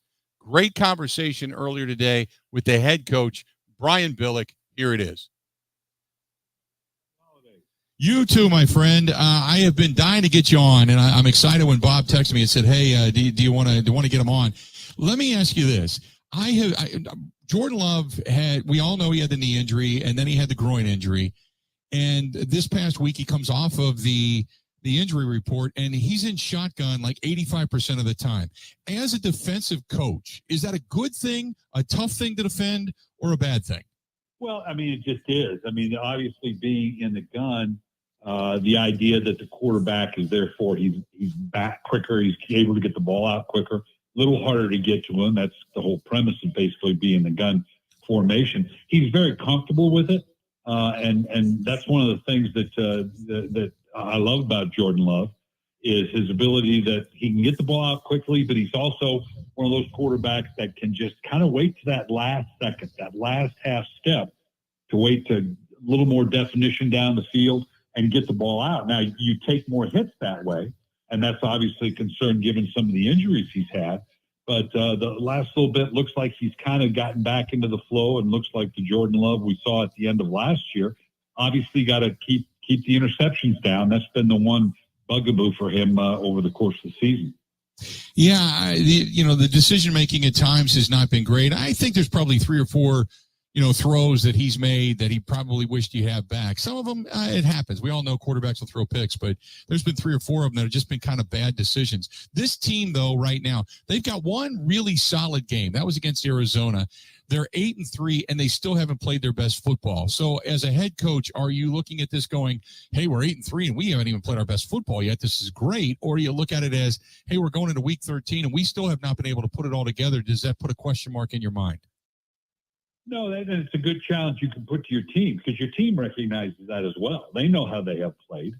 and you can link into that kind of with guys. We all know that we've played better and we can play better, and now we have that opportunity, and we're still in the hunt of it. That's the great thing. And you look at the matchup, obviously the big Thursday Thanksgiving game against the Dolphins, a team that's coming in that's been kind of hot. They got Tua back, and he's kind of playing with house money. He can let the thing fly because they're basically out of it. That's a team that you've got to be concerned about. And then they got to come back and take on the Lions. So they're going to have, over the next 2 weeks, they're going to have some real challenges, not the least of which is that Lions game, a team that's playing very, very well now. They have to go on the road and show that they can beat the Lions, which they're capable of doing, but it can't be with one of those games where Jordan loves turning the ball over. The Lions game's intriguing, and it's how difficult is it, because you got the Dolphins coming in. The Dolphins have won 3 straight, but like you said, it's not the best season for Miami, and you don't want to overlook them because they are playing some winning football and Tua's back. But how difficult is it as a head coach to keep your teams focused just on Thursday night and not look ahead to that divisional game, to the team that's ahead of you, to the team that's considered by many to be the best in the National Football League, to the Detroit Lions? Well, in that sense, it's a good thing that they're playing the Dolphins on a short week, because you don't have time to look ahead. You know, on an elongated week, you're playing a team that isn't particularly good. It's natural that your mind might drift to that big challenge against the Lions. But on a short week, you're on a dead scramble. So you're all about the Dolphins. So in that standpoint, it's a good thing that they have the short week. And they're very much aware of the fact that the Dolphins have played well. They've seen the film the last couple of weeks. They've got Tua back. And the fact that he can just kind of let it fly and play freewheeling football has got to be something they're very aware of and very concerned with. I said at the beginning of the season, I thought it might be the Lions and the Ravens representing in the Super Bowl, and I still look like that pick is pretty solid. Yeah, the Ravens get the win the other night over the Chargers. They looked really good doing it. Is Derrick Henry the linchpin to all of this? Because when they use Derrick Henry, they look almost unbeatable. Well, when they've got that game going, that running game, then with Lamar on the outside, and then he can throw, the big play down the field, they can be real scary. Now, I'll say this. The defense is not as good as it has been. It's solid. It's good. They can get after you. It's not as dominant as it has been. They seem to have to kind of get back into a rhythm of having that dominating play, particularly with the front seven. But, yeah, when they're playing well and they've got it working well, and that offense, that's the biggest thing, too. When the offense is running the ball well between Henry and Lamar, they just chew up the clock. And that puts a lot of pressure on offenses. So, yeah, they're the real deal, but they've shown some vulnerability as well. So they in Kansas City and Buffalo, it's still, that's the great thing about the league right now. Everything's so clumped closely together, on any given week. It's very cliche, but you've got a lot of good teams that have shown some vulnerabilities as well. The team that does have a really good defense is Pittsburgh, and I know Pittsburgh right behind the Ravens right now. Actually, they're up there with the Ravens in the top spot in the AFC North. Give me your thoughts on what Mike Tomlin has done in that defense. They got a really good defense. I just don't know if I fully trust yet, Russell Wilson to be the guy to lead them down the field. You know what I mean? Well, the defense is spectacular, and it's playing as advertised. Kind of surprising they lost to the Browns, because you're right, the offense can get out of rhythm, so to speak. I think Russell Wilson is getting comfortable, kind of like the old Seattle days when they were playing great defense, run the ball. That's really the key for the Steelers. If they can run the ball, then Russell Wilson can be very effective with the deep play action passes, make the big plays down the field. If they're not running it and he's got to get into a heavier throw game, then it's a little more problematic. But that defense is going to keep him in the thralls of it. And like I said, everybody's kind of touching. And the fact that, they played and beat the Ravens the way they did, and it's not untypical that you come back after a very physical game like that, and you're a little beat up, and then you end up losing to a division rival like the Browns. So it's not totally unexpected, but they do have to develop a little more consistency with the offense if they're going to truly make a run at Kansas City and Baltimore and Buffalo for the AFC. You bring up Kansas City. They're 10-1. And it seems like there's flaws. It seems like they're nowhere near as good as they have been in the past, but they're 10-1, and they continue to win these one-score games. Obviously, back-to-back championships. They're going for a third, something that's never been done in the modern Super Bowl era.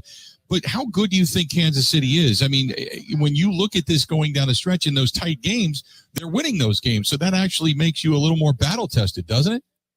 Yeah, and they've got the pedigree, and they've got Patrick Mahomes, who at the end of the day, they have a great deal of confidence that no matter how tight the game is, if we get the ball flat series in the game, we're going to win the game. And there's a lot of confidence that comes with that.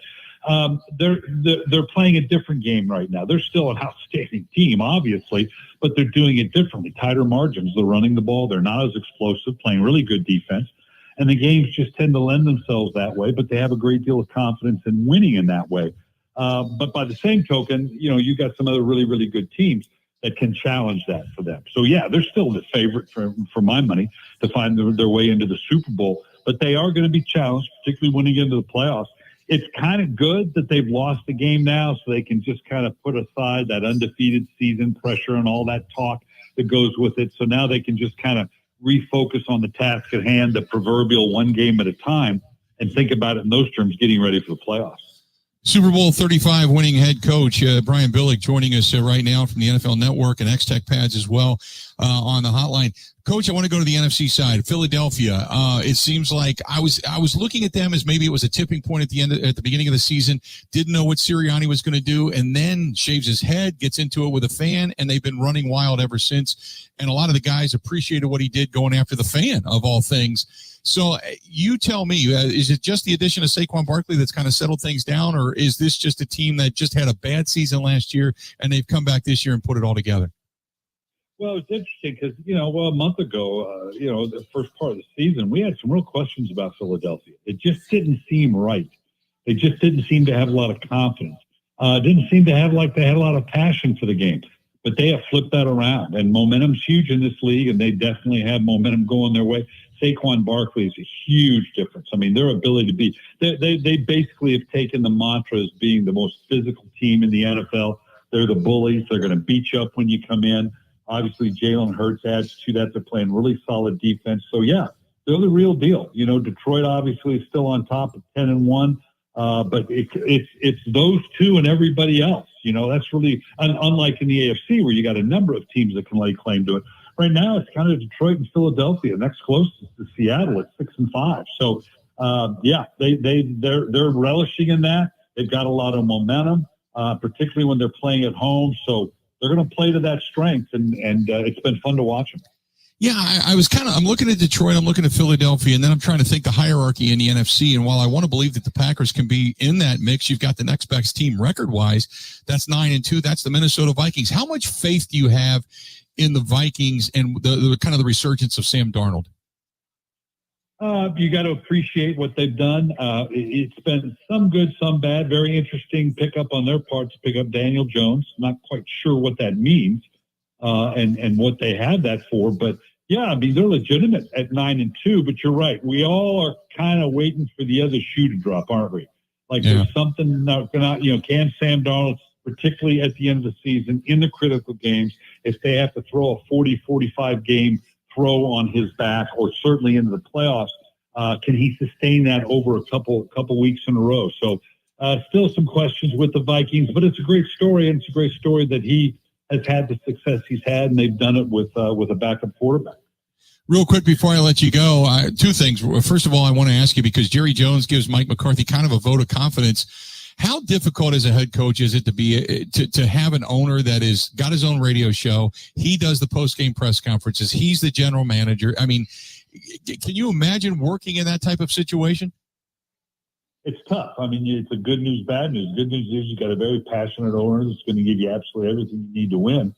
The downside is, you got to deal with that every single day, and to a degree, and you hold it at arm's length. And you say it's not that big a deal, but it's hard to hold your team together because it's hard to, okay, who's in charge here? Well, of course, certainly the owner is going to be in charge in every team in the NFL. But obviously they've got to defer that to their head coach if he's really going to lead those guys and be in control of it. And right now in Dallas, that has been the proverbial problem, is the head coach is just kind of a guy. He's not really the leader. He's not the guy you're going to lean on. He's not the guy you're listening to every day. And when it's the owner, that is very tough on a head coach.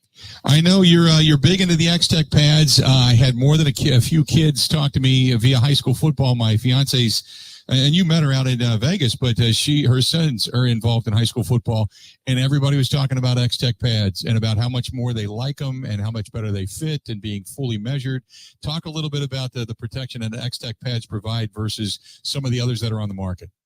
Well, it's the number one pad in all pro football. And it's the number one pad at the major colleges and even the major high schools around the country. We're excited that we're going to get into the youth pads beginning next year. But it's just that. It's the best pad. It's the protection we need to have for our players in a very physical and violent game. Great time right now. The Black Friday sale is on right now. Goes through Monday, 20% off through Monday. And the great thing about the pad is, as you know, we've talked about many times, it's not just one size fits all. It's based on your size, your height, your weight, your position, your injury history. In fact, you can go online and get the expertise of our equipment guys to say exactly how to form fit these pads to you. You can do that online. Go to xtechpads.com. Again, between now and Monday, it's the Black Friday sales on. It's 20% off. Yeah, it's great, and that's exactly what we did. I got a hold of Bob, and I said, hey, I need the pads, and they were great in fitting both kids. It's fantastic. Coach, always great to talk to you. Look forward to more down the road through the postseason, and we'll see you down in New Orleans this year for the Super Bowl, okay? Sounds great. There you go. That's Coach Brian Billick. He won Super Bowl 35 with the Baltimore Ravens, and he spent a little time with us earlier today, and we wanted to talk to you and let you hear that discussion about the Packers, about Jordan Love, and about the rest of the National Football League and some of the contending teams. Let's do this. We'll step out. We'll take a quick break. We got a couple of segments yet to go, and now we get into our picks. We start to look forward to what's coming up this weekend. We picked earlier today versus the spread. Now we'll just kind of pick outright winners, and that leads off with the Bears and the Lions coming up tomorrow to kick off Thanksgiving. And we're going to bring our buddy Ernie Betts, the legend, out here in Baroque. We're going to bring Ernie back, and he's going to pick with us as well. Stay tuned. We got a lot more of the Bill Michaels Huddle coming up right after this. Let we go. This is the Huddle with Bill Michaels on the Wisconsin Sports Zone Network.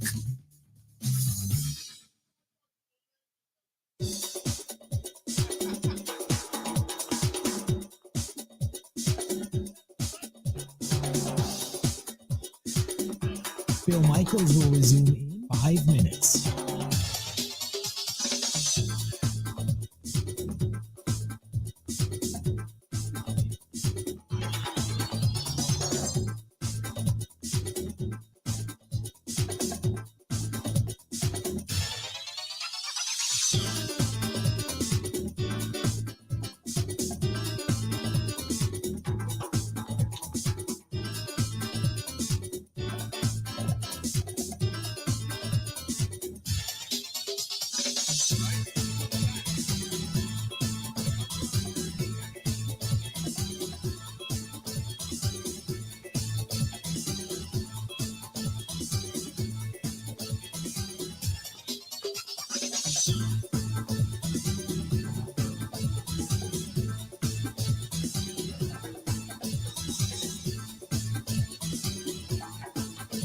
Bill Michaels will resume in 4 minutes.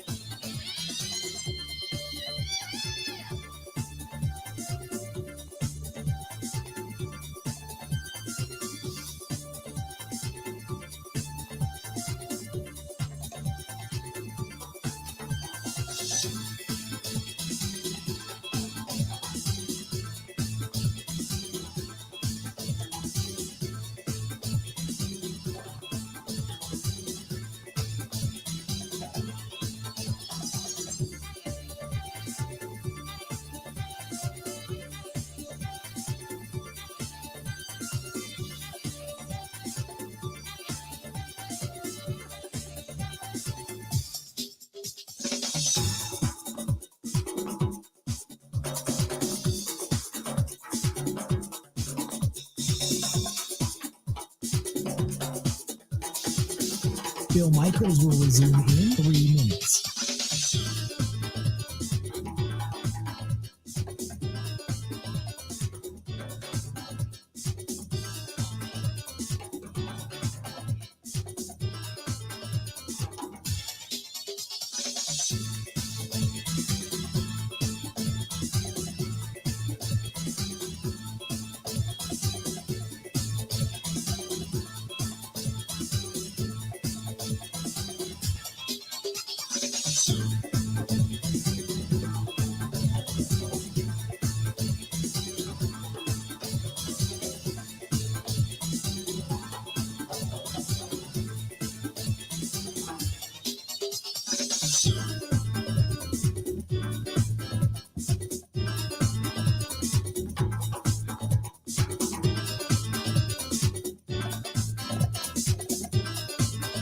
Bill Michaels will resume in 2 minutes.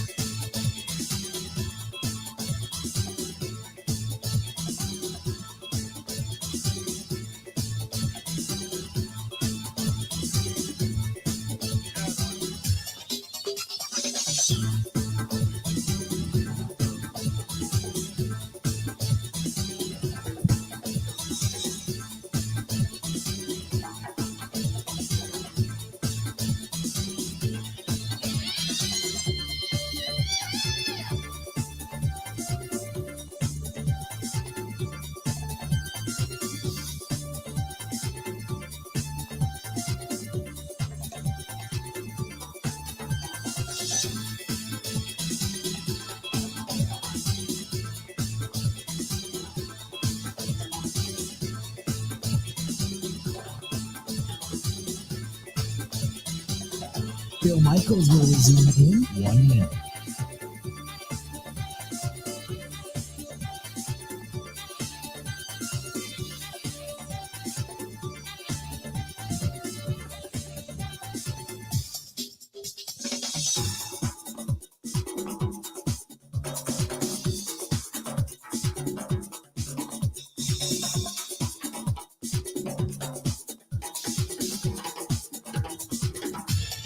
Bill Michaels will resume in 30 seconds.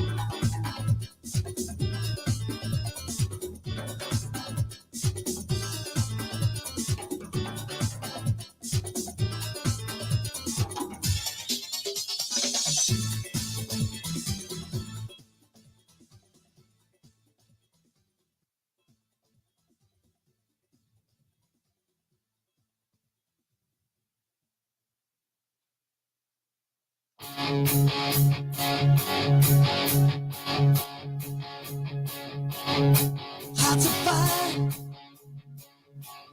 Streets of stone. Good to have you back. We are broadcasting live. We are at Kickapoo Creekside here in Reedstown, Wisconsin, which is just a little bit southeast, about 9 miles southeast of Viroqua, and it's been a great day here. We got to say thanks to Dion and Cade from earlier today over at Kickapoo Corners, and there's Dwayne and Kathy and Susan and Joe and everybody here at Kickapoo Creekside that treat us all so well, and every time we come to town, and the whole staff and management up at American for putting up with us and putting us up, so to speak.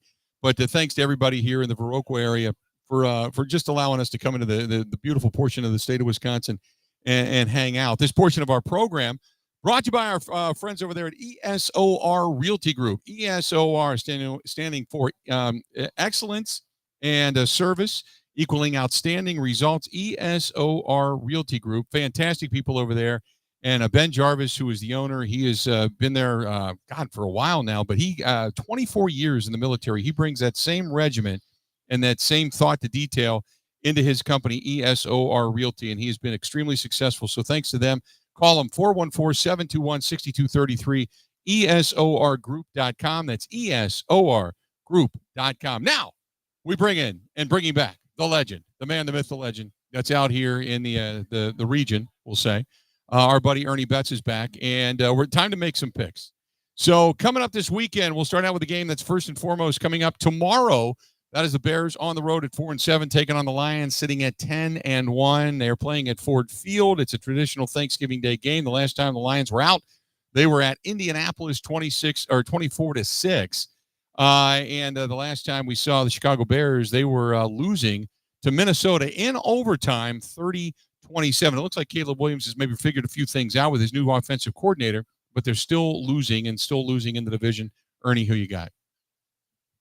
It'd probably be good if I turned you on there. Yeah. Although some people here say you sound the best when nobody can hear you. So I got that right. So we got to go with that. I know. They haven't got much of a chance, but I'm going to pick the Bears. If they can move Goff, the Goff I know throws a lot of picks, and he threw 5 in that one game. If you get him running around, you might have him where you want him, You're going as the eternal optimist tomorrow. Yeah, you're all Packers all the time, hoping for that game. So I'll go with it. I as much as I'm going to be, it's very hard for me to root for the Bears, but I'm going to kind of be rooting for the Bears tomorrow. Absolutely. So if the Bears can knock off the Lions, the Packers knock off the Lions, and the Buffalo Bills knock off the Lions, Packers right there back on top if they handle their business. So I've been rooting for the Bears ever since Jack Concannon was the quarterback.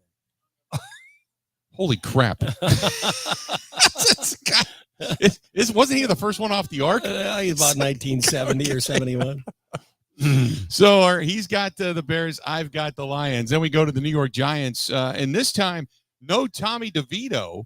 It is going to be Drew Lock under center taking on Cooper Rush in that Titanic battle down in Jerry World, as the shades will not be pulled down because Jerry doesn't want to eliminate the sunlight from affecting his own team. Just because I have got the Dallas Cowboys at home on Thanksgiving Day, Jerry will be happy. His turkey legs will taste better, and that turkey will look exactly the same, I think, as Mike McCarthy if you see a side-by-side. I think so. I think you're right on that. There's a whole stuffing joke there, people I won't make. John Madden, too. Yeah. Yep. That goes back. Turkey legs, that goes back to the old days. Yeah, absolutely.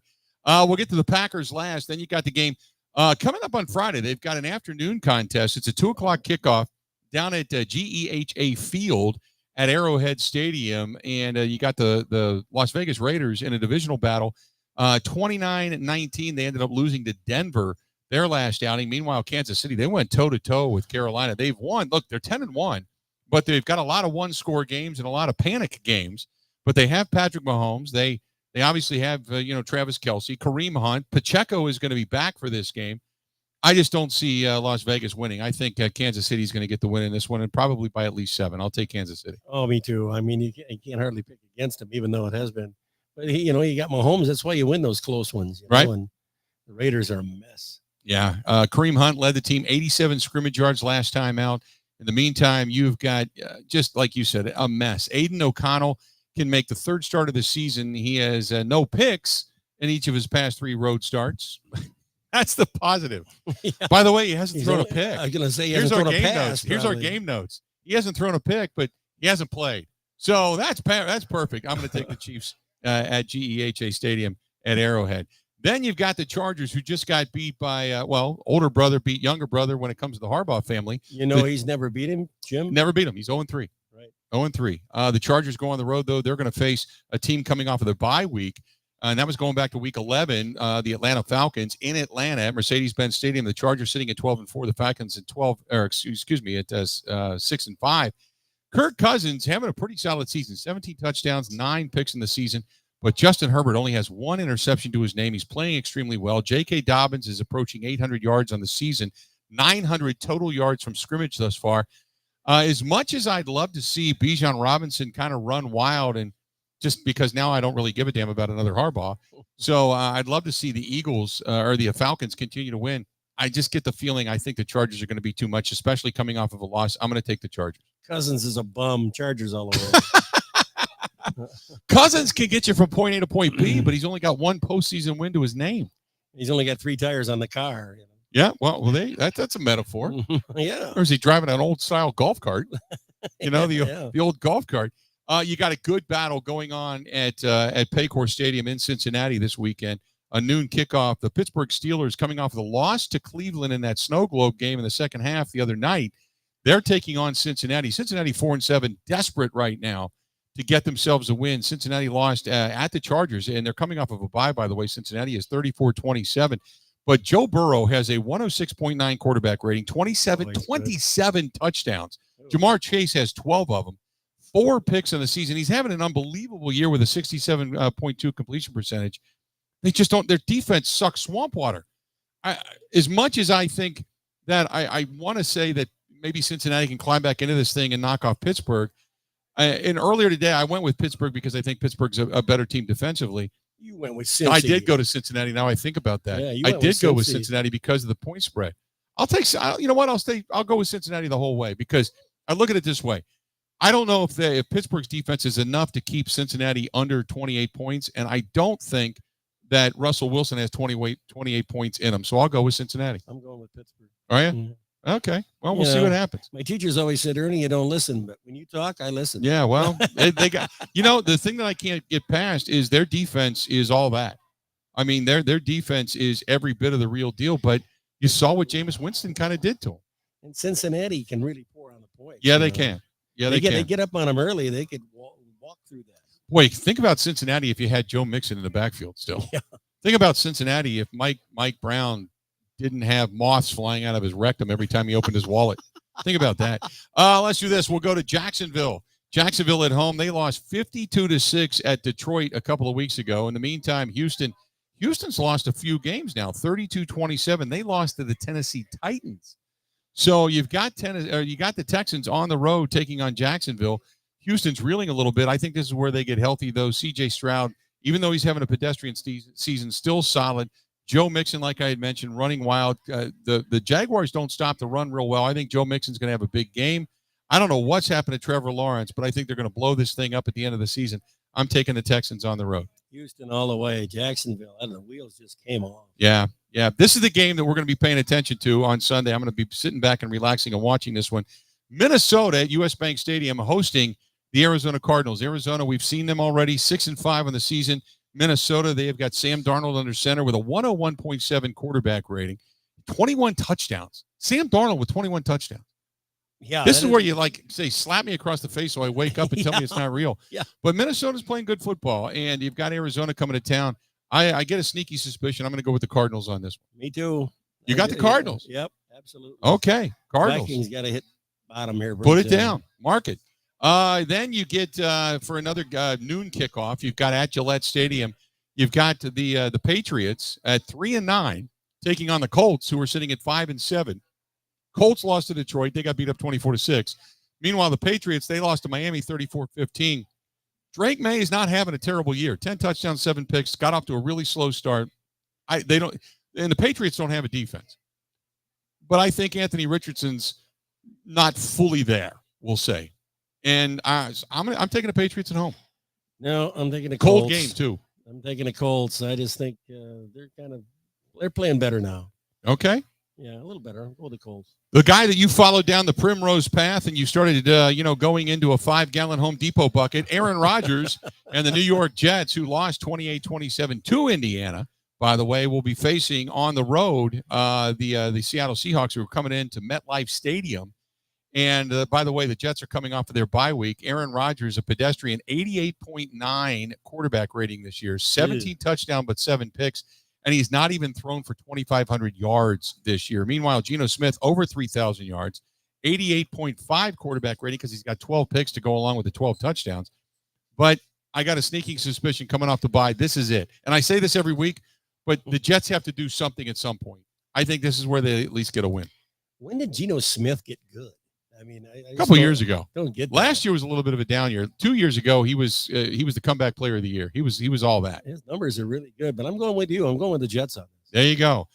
You've got another noon kickoff. The Washington Commanders at home, sitting at 7-5. They lost to Dallas with Cooper Rush, and they have kind of taken a little bit of a hit. Meanwhile, Tennessee, who also got a win last week, Tennessee 32-27. They beat Houston.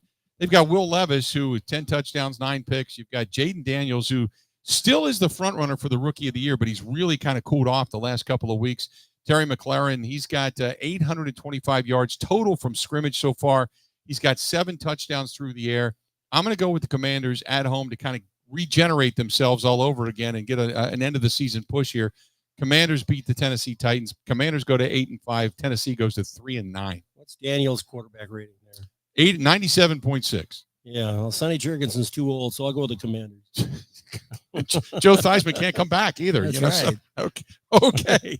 There you go. Let's do this. We're going to step away. We'll take a quick break. We'll get to some of the afternoon games coming up on Sunday, the Sunday night contest, the Monday night contest, and then the Packers game. Stay tuned. We are broadcasting live at Kickapoo Creekside here in Reedstown, Wisconsin. More of the Bill Michaels Huddle coming up right after this. This is the Huddle with Bill Michaels on the Wisconsin Sports Zone Network.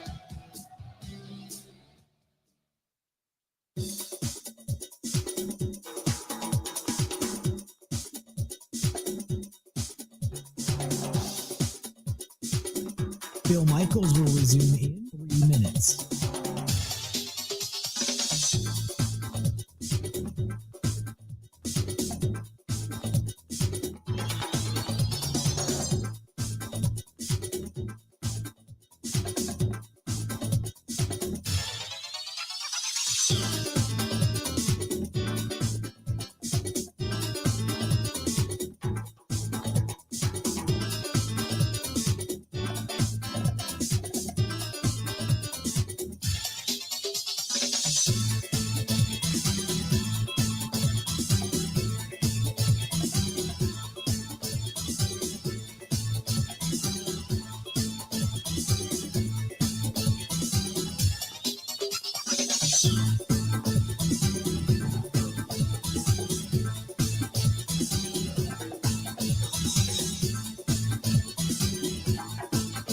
Bill Michaels will resume in 2 minutes.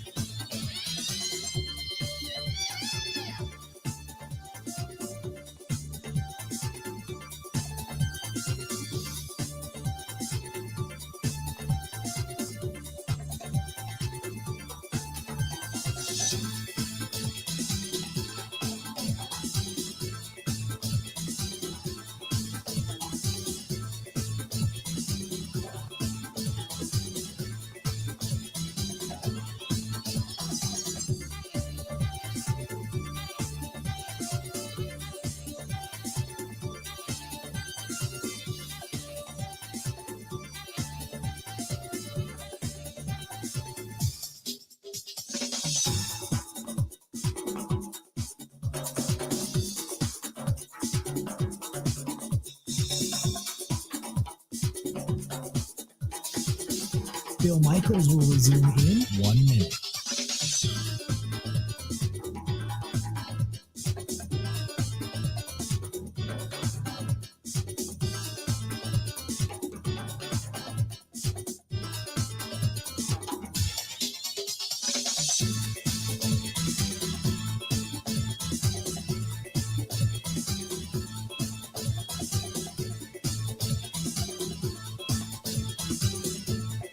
Bill Michaels will resume in 30 seconds.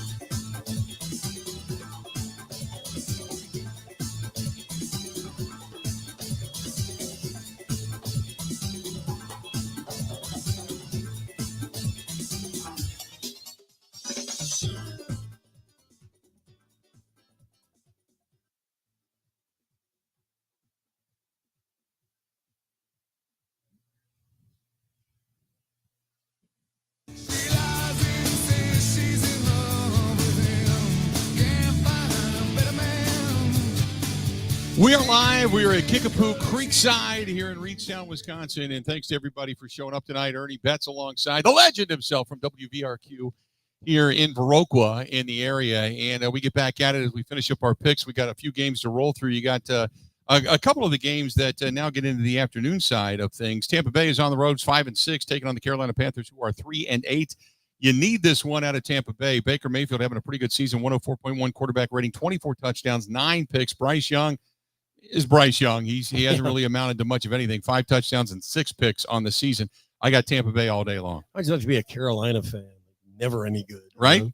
Tampa Bay all the way there. Yep, going with Tampa Bay. You got the Rams on the road taking on the Saints. Saints 4-7, Rams 5-6. Rams their talent is better than their record. They just have not been able to put it all together. Meanwhile, Derek Carr, when he's played extremely well. He's got a 68.7 completion percentage, 13 touchdowns, 4 picks in the season. Matthew Stafford, kind of similar numbers.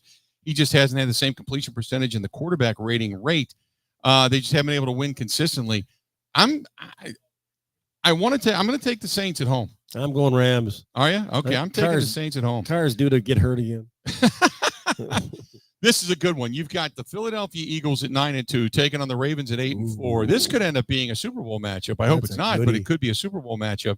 I love the Eagles. I love the fact that Saquon Barkley has kind of turned this thing around. Saquon Barkley has almost 1,400 yards. He is 608 yards away from reaching the 2,000-yard mark with 6 games to go on the season. I get all the numbers. I'm taking the Eagles on the road to get the win. I would like to say that, just beating your brother and a big win and everything over the Chargers, but I've got to go with the home team, the Ravens. Going the Ravens? Okay. You got the 49ers, who just lost to Green Bay, 38-10. They made a lot of mistakes, turned the ball over. They're going into what some people are saying it's going to be really bad weather up in Buffalo. They're taking on the Bills, who are 9-2. The Bills knocked off Kansas City their last time out. They're coming off of a bye as well. 30-21 is when they beat KC. I got the Bills all day long in this one. And isn't the Niners quarterback going to be back there? What's his name? Yeah, Brock Purdy's going to be back. Yeah, he was throwing the ball this week. He'll be back. I'm going Niners. That is the Sunday night game. The Monday night game has the Cleveland Browns on the road taking on the Denver Broncos. Bo Nix, a really cool story, has very quietly moved up into the Rookie of the Year competition with 16 touchdowns, 6 interceptions. Jameis Winston, he just knocked off the Pittsburgh Steelers. I'm still going to go with the Mile High Club. I'm going to go with the Denver Broncos. They've done well, but I'm going to go Cleveland. There you go. And then last but not least, coming up tomorrow night, the Packers are hosting the Miami Dolphins, and you got Tua, who's thrown the ball extremely well when he's been able to play. The last time he played the Packers, he ended up getting knocked out and concussed in that ball game, if you remember. Meanwhile, Jordan Love, he is second right now as the most picks in the league. He did not throw one last week, although he threw up a couple of opportunities. But Packers need this. Tua hasn't won in cold weather. Packers are the home team on a quick turnaround. So a lot of things favoring Green Bay in this one. I'm going with the Packers. Tagovailoa, I had to tell them I'd make sure they knew that I could pronounce it. Tagovailoa is going to have a heated thing on, and over by the heater, Packers all the way. He's got a heated thing. Yeah, well, one of those capes, you know. Well, don't we all? Don't we all? Mine's battery powered. I have to keep plugging it into the wall, but everybody needs a heated thing every now and then. I never pick against the Packers in all my life. Never. It's been a hell of a trip. We've had a lot of fun out here in the last 24 hours. Seeing Lyle and a gang down at Norwegian Hollow last night. Yeah. The gang over at Quick Trip, and then obviously the staff and management of American here at Kickapoo Corners and Creekside. So thanks for having us out, man. It's been fun. What a bunch of wonderful people that hosted us, you know. Yep, without a doubt. So what's on the docket for you tomorrow? I am feeding turkey to the dog. And I'll go to my nephew's for Turkey Day, but there's nowhere to watch the Packers, so I guess I'll have to watch it at home. There you go. But because everybody's closed down pretty much, if there's a bar open, I'll go watch the Packers there. But, if you got a bar open in the area, let Ernie know. He needs a place to go, and he's going to bring his dog with him. That'll do it. Thanks to everybody for showing up tonight out here at Kickapoo Creekside. We certainly appreciate you being here. Thanks to the city of Viroqua for having us and loving us so much. We love you, too. We appreciate it. Time for us to go. We'll be back on the air tomorrow night with the Green and Gold postgame show live at Burkle's, one block over after Packers